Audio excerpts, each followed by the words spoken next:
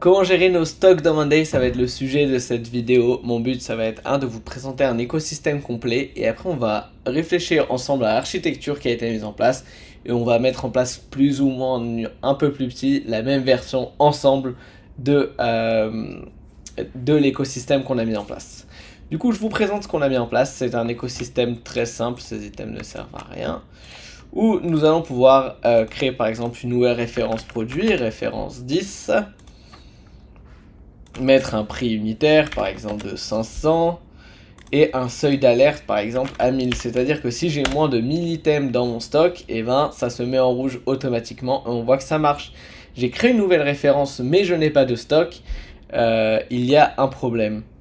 Et du coup, si on va ici, on va pouvoir voir toutes nos commandes en cours, ou nos commandes en stock. Ce board-là, c'est simplement une représentation de celui-là, avec spécifiquement les bonnes références. C'est-à-dire que ici, si je crée ma nouvelle référence article et que je la connecte au bon board et que je dis que je suis censé avoir 1000 items qui vont arriver en donnant ma date d'initiation aujourd'hui, je dis qu'elle doit arriver par exemple la semaine prochaine. Si on revient sur notre board initial, et ben on voit que c'est toujours rouge. Pourquoi ? Parce que ma quantité en stock pour le moment n'est toujours pas au-dessus de mon seuil d'alerte. Par contre, ma quantité en cours est au-dessus, mais c'est en cours, ce n'est pas exactement, ce n'est pas assez. Et du coup, si je valide ça et que je mets ça en effectué, ma commande a été effectuée, elle se retrouve ici. On voit que la date effective s'est mise à jour automatiquement. Et si on revient dans mes articles, et mon item est maintenant blanc et tout va bien. Et si je clique sur ouvrir, je vois mes stocks et toutes les transactions en fait, les entrées et les sorties qui ont été faites par rapport à mon article. Ethan, c'est bien beau. Et là, on a un tableau de reporting et de KPIs où là, je peux voir les articles en alerte. Les articles en alerte, c'est-à-dire que je n'ai pas assez de produits en stock.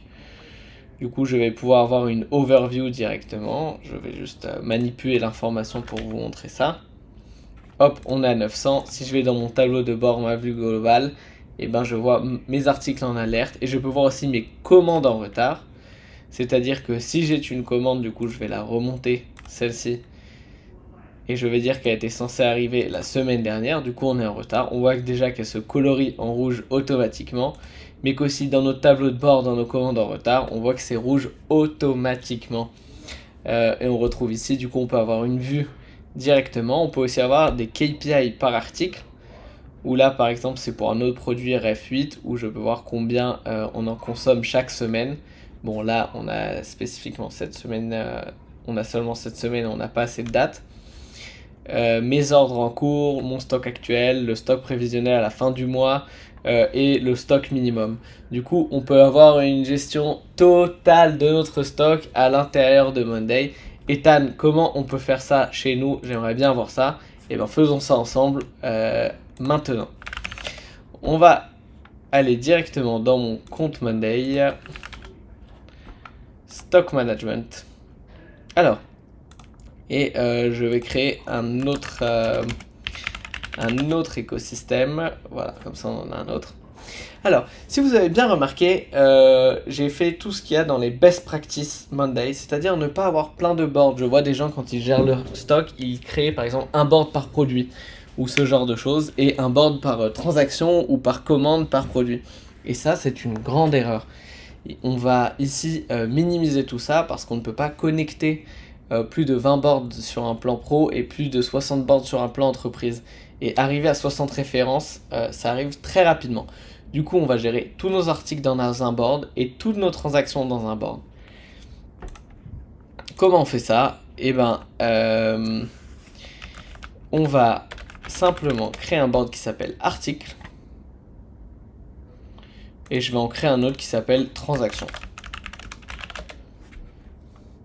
Alors, on ne va pas ici dans cette vidéo mettre l'écosystème complet que vous avez vu juste avant.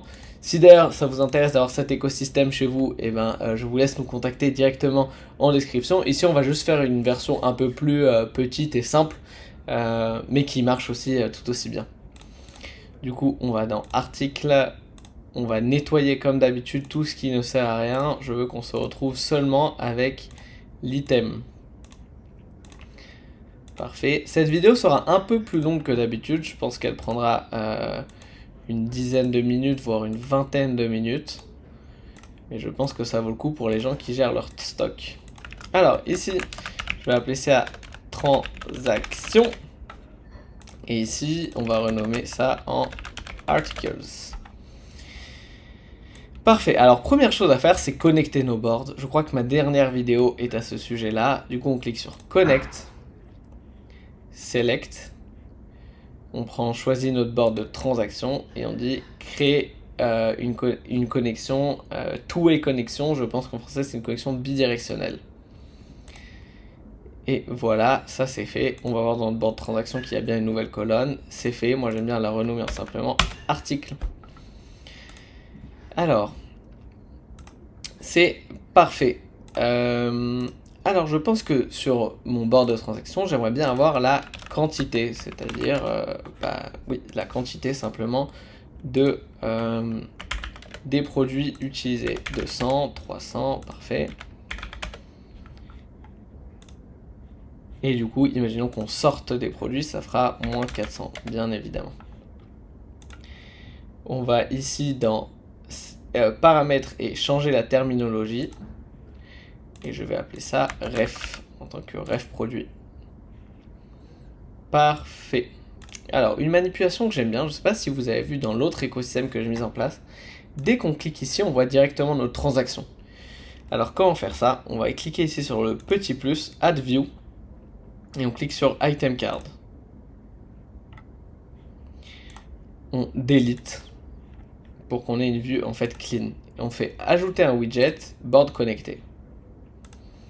Parfait. Et là, on dock le widget, on accroche ce widget. Et ici, sur les 3 petits points, on met définir en tant que vue par défaut. Parfait. C'est-à-dire que là, si j'ajoute cette transaction, je la connecte à la item 1. Normalement, dès que j'ouvre item 1, je vais voir directement ma transaction. Parfait. J'aimerais bien avoir quelque chose de meaningful. Du coup, je vais appeler ça ref 1, ref 2, ref 2, merci. Et ref 3. Parfait. Très bien. Du coup, ici, on a déjà quelque chose de très basique. J'aimerais bien maintenant avoir dans mon board article, d'avoir la quantité actuelle.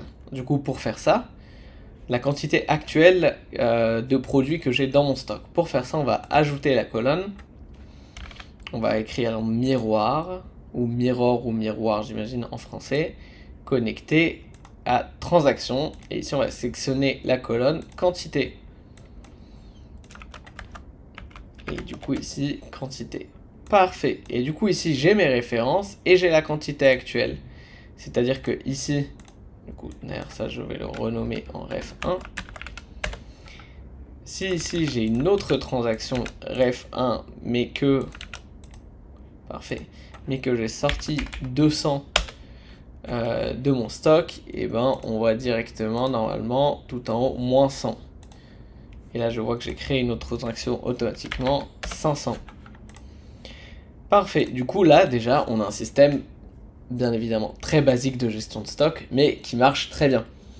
Je vais un peu le complexifier. On va pas aller jusqu'au bout.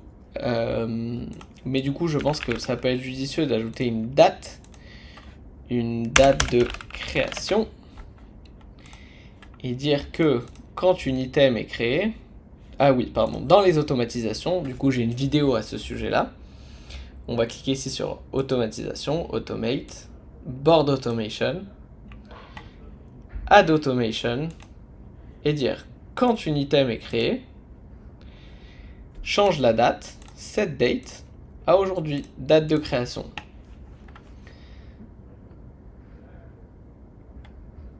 On attend un petit peu, parfois ça prend un peu de temps, parfait.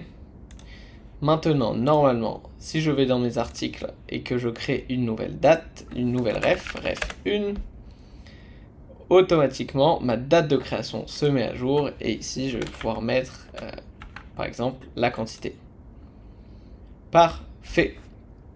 Tout marche, tout roule. Je suis content. Alors, pour les histoires de dashboard, vous avez vu que dans mon autre écosystème que j'ai mis en place, je vais le remontrer. Dans mon autre écosystème que j'ai mis en place, on a toutes ces histoires de tableaux de bord très beaux et ainsi de suite. On va pas mettre tous les tableaux de bord en place ensemble, mais juste pour expliquer la logique, on cliquera sur le plus dashboard. Par exemple, je mets KPI. Et on connecte nos boards articles et transactions. Et grâce à ça, on pourra juste après ajouter des widgets pour montrer différents diagrammes directement dans Monday et sauvegarder et en live. Vous pourrez avoir votre reporting tous les jours en live. Et voilà, c'est grosso modo tout. C'est la version simplifiée d'une gestion de stock. Évidemment, je vous laisse ici après ajouter d'autres colonnes, par exemple label, pour dire fournisseur, ou ce genre de choses, ou ajouter des informations sur vos articles, ou ajouter un peu plus d'informations dans les transactions. Je vous montre très rapidement, moi, par exemple, ce que j'ai décidé d'ajouter pour mon client bien spécifique. Date d'initiation, date attendue, date effective. Grâce à ça, on a des automatisations. Statut à lancer, ordre émis ou effectué. Et sur la vue article, j'ai quantité en stock en cours, la valeur du stock, le seuil d'alerte et évidemment fournisseur. Et après, j'ai deux bords de KPI, un au niveau global pour avoir une overview très rapide de tous les produits et ce qui est important à savoir. Habituellement, c'est ce qui est en retard ou en alerte. Ou sinon, avoir des KPI par article directement, ou juste à filtrer ici et avoir différents KPI. Voilà, j'espère que cette vidéo vous a plu et qu'elle vous aidera à gérer vos stocks dans Monday. Si vous avez besoin de pousser votre Monday ou d'aller un peu plus loin dans vos différents écosystèmes que vous créez, je vous laisse nous contacter directement en description. Il y a un lien pour prendre un appel avec nous. Ça me ferait un grand plaisir de vous aider et on se dit à très bientôt pour une prochaine vidéo. C'était Ethan, merci.